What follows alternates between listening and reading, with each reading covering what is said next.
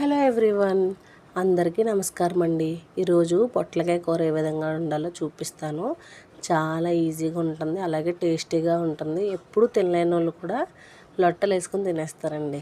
ముందుగా ఒక ప్లేట్లోకి పసుపు ఉప్పు తీసి మొత్తం కలిపేసి వాటికి పట్టించి పక్కన పెట్టండి.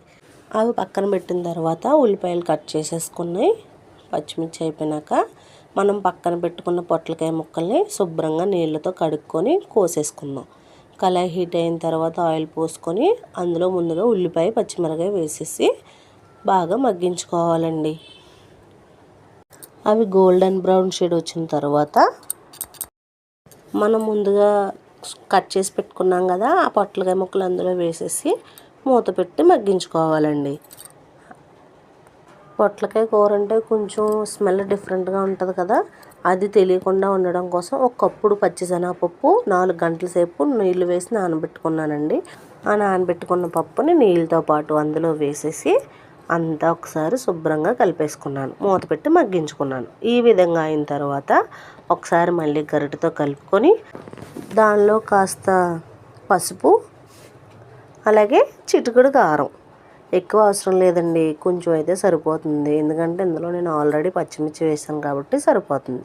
మొత్తం అంతా ఒకసారి కలుపుకొని బాగా ముక్కలు పట్టేలా చూసుకొని మూత పెట్టి మగ్గనివ్వండి. ఇలా ఈ విధంగా ఒక 5 నిమిషాలు మగ్గించుకున్న తర్వాత అందులో శనగపప్పు 70% ఇలా ఇలా చిదిపితే ఉడికిపోయింది చూసారా, ఈ విధంగా అయిపోవాలండి. ఇలా అయిపోయిన తర్వాత ఉప్పు వేయండి. ఉప్పు వేసుకొని మొత్తం ఒకసారి కలిపిన తర్వాత అందులో వాటర్ అంతా బయటకు వస్తుందండి. మనం ప్రత్యేకంగా నీళ్ళు వేయనవసరం లేదు.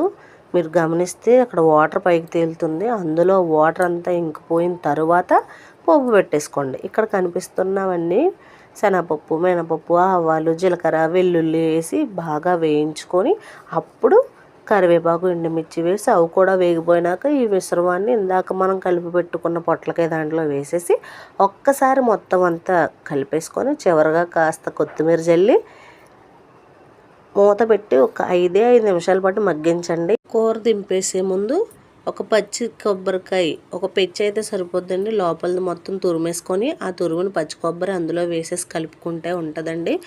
వేడి వేడి అన్నంలో చాలా రుచిగా ఉంటుంది. పొట్లకాయ తినను అన్న వాళ్ళు కూడా ఖచ్చితంగా తినాల్సిందే. ఒకసారి మీరు కూడా ట్రై చేయండి. నచ్చితే లైక్ చేయండి, సబ్స్క్రైబ్ చేయడం మర్చిపోకండి. Thank you for watching my video.